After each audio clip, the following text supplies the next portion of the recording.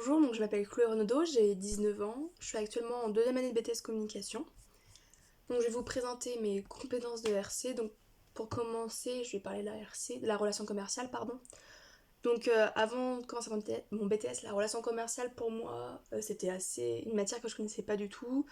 J'en avais jamais entendu parler avant, pour moi je savais même pas que c'était une matière. Et pour moi c'était que des sketchs de vente. On faisait principalement ça. Voilà, donc après mes 2 ans de BTS qui sont passés, et aujourd'hui, c'était une très bonne surprise en fait. Finalement, c'est une matière qui est très vaste, très compacte. On apprend beaucoup de choses, il y a beaucoup de cours à savoir, ce que je n'imaginais pas du tout, c'est pas que des sketchs de vente.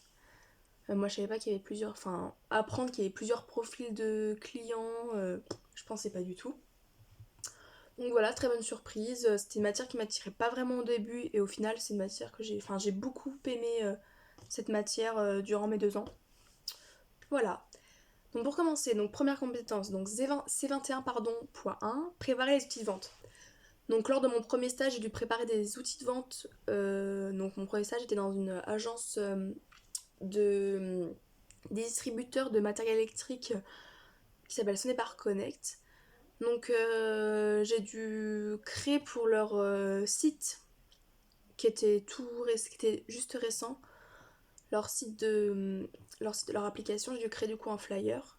Et je devais également créer une base de données pour envoyer aux gens les plus susceptibles d'utiliser l'application. Par exemple, ce serait pas quelqu'un, nos clients les plus vieux l'auraient jamais utilisé parce ils sont pas du tout, ils aiment pas du tout ça. Et j'ai aussi également créé un croc pour, euh, pour aussi appeler certains clients qui ne viennent pas, qui prennent que des commandes internet, et pour leur dire qu'on avait aussi l'application, qu'ils n'avaient pas forcément besoin de nous appeler pour savoir tel matériel est disponible. Voilà, donc par la suite, C21.4, préparer la prospection. Donc le fait d'apprendre à préparer une prospection, ça m'a aussi appris à connaître le type de prospect que je recherchais lors de mon stage. Donc pareil, c'était lors de mon premier stage Sonepar Connect. Je devais prospecter pour trouver de nouveaux clients. L'agence avait tout juste 1 an quand je suis arrivée. Donc j'ai préparé ma prospection, j'ai utilisé différents outils, pardon, pour approcher le maximum de prospects. Donc j'utilisais comme les pages jaunes, société.com, j'ai fait ça sous forme. Donc j'ai créé une base de données sous forme d'Excel, avec Excel. J'ai également fait aussi un croc. J'ai un croc pour préparer mes appels. Et j'ai fait un plan de prospection. C21.5, suivre la prospection. Donc par la suite, j'ai pu voir si ma prospection avait fonctionné ou non. Donc j'ai fait pour ça un tableau de suivi de prospection. Voilà, pour voir si tel genre répondait. Il y a aussi eu du coup ma base de données complétée. J'ai aussi fait j'ai complété ma base de données. Et j'ai aussi fait un autre croc du coup pour faire les relances. Pour des gens qui me disaient oui, rappelez-moi tel jour, parce que là pour l'instant je suis pas disponible. Voilà. Alors C21.6, installer une relation commerciale. Donc ça m'a permis de nouer un lien avec un client.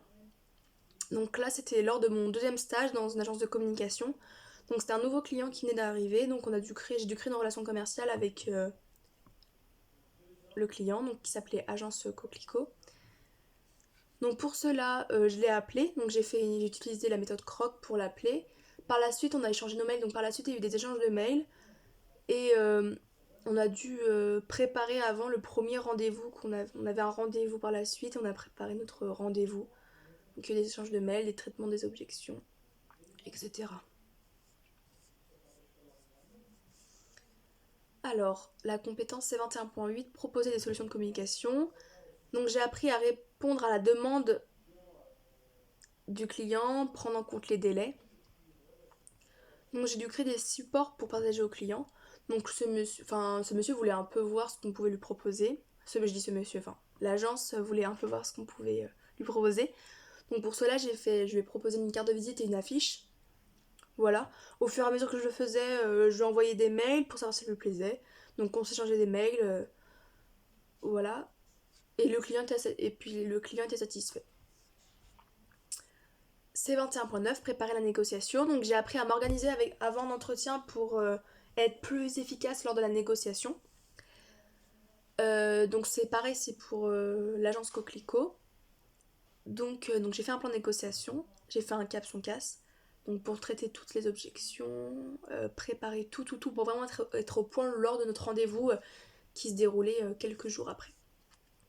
Donc justement, jour du rendez-vous, C21.10, présenter et valoriser la proposition commerciale. Donc j'ai déjà découvert comment se déroule un entretien parce que j'avais jamais eu l'occasion de voir comment se déroule un entretien. Donc pour le sud, donc j'étais pas seule, hein, bien sûr j'étais accompagnée de la commerciale de l'agence.